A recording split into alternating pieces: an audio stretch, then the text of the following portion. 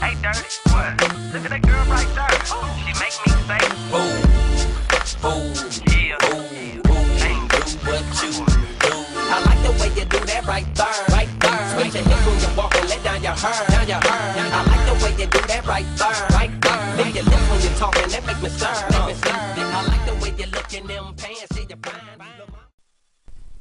Hey there YouTube, this is TR Bailey, and this is Brandon Collins, and he's coming at you with another deck profile because once again he topped at our regionals in Seattle. Yep. So Monster let's see this. original. Let's see this gadget deck list here. Alright, so this is a little different than your normal gadget deck list. I'm running the Rabbits with the Mechanical Chaser engine, OBS, for the Gear Gain X. But where it switches up is playing Sabersauruses and like Cavazals. I don't like Mechanical Chaser, so I didn't play it. Oh, okay. So I don't know if you didn't get that memo, but this is definitely the Dino-Rabbit list. This is not the exact list that I ran at regionals. This is switched up to a list that I'm more preparing to test for YCS Seattle, Seattle Tacoma. So your standard Rabbit engine, Tour Guide, Sangan, and Night Assailant. A lot of people disagree, or a lot of people will go just Tour Guide, Sangan, but I don't like having dead Tour Guides, and Night Assailant is really good as a floater itself.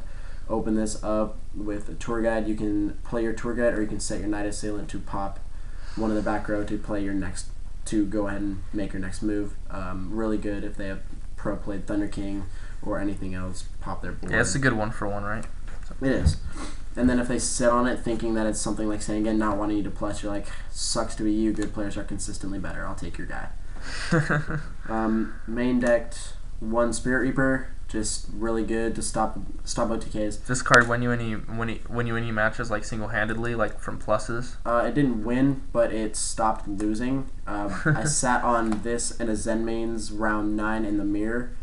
This held the fort until I top decked a Rabbit. So in other words, it plussed you for a game. Yep. I didn't main deck this at regionals. I really wish I did because I seem to sight it in every matchup. But I'm maining this now. This card is just so busted. But where it didn't go wrong is that every time someone did make Zen mains, I had the Compulse. I didn't need them all. I also didn't main deck a Snowman Eater. I am now, because this plus your Night Assailant are just ways to clear your board, and when you actually make your Rabbit plays, you're playing your opponent's back row rather than playing the monsters they have on the board. That's kind of like playing Smashing Ground.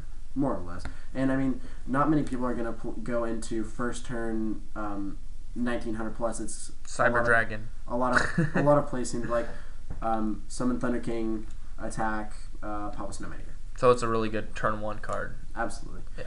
And I draw it a lot. And it's not a flip effect, so it's like no one across I can suck the D. The one Gores. What? It does the same thing now. Double Veiler at regionals I ran 3. I cut that down. Double Thunder King, and that's where my monster lineup ends. Did you play 3 at regionals? 3 Thunder Kings? No, I played 2. Oh, okay. But at regionals I also played DLS. I had, let's see, for the monsters, I didn't play a Snowman Eater or a Grand Mole, but I played a 3rd Veiler to make sure that he was always live. And he really did win me a lot of games, but the consistency factor of having this in and playing with 3 Veilers rather than playing with good floaters really just, it made the deck a little null. So did you ever lose just because you felt like you didn't have the right cards because BLS was in its place or Veiler was in its place? Not at all. But I definitely do want to play the deck that's more consistent. This is a card that I love. It's definitely in my top 5 favorite cards in the game. But I really do think that if I'm going to be playing good players in late rounds, that the consistency of this deck is going to hurt because I'm playing this card. I agree. I played it in my wind-up list, and I found him not to be as consistent as I'd hoped. But that is where my my monster lineup ends. It's pretty fat compared to others, but I also run the floaters to just keep monsters in line, because this deck loses pretty hard to 25 or higher. just to big guys. Yeah. Going into spells, just triple MST because playing 2 is not consistent, and back row just I'd like to be able to just... Yeah, that hurts. Macro kind of hurts game 1. Defissure kind of hurts game 1. Skill Drain just poops on dreams. But, yep. Triple MST, the consistency is there, and the consistency is where I want. Double Lance, triple's too cloggy. You don't play Guaiba, so there's no reason to play 3. Yeah. I main deck double Soul Taker. I also didn't do this at Regionals. I'm doing this for the same reason that I'm playing Snowman Eater and playing Night Assailant. It was dualities instead, right? Yeah, I played 2 dualities. I don't play duality anymore either. But yeah, this, because the hero matchup for this deck really blows.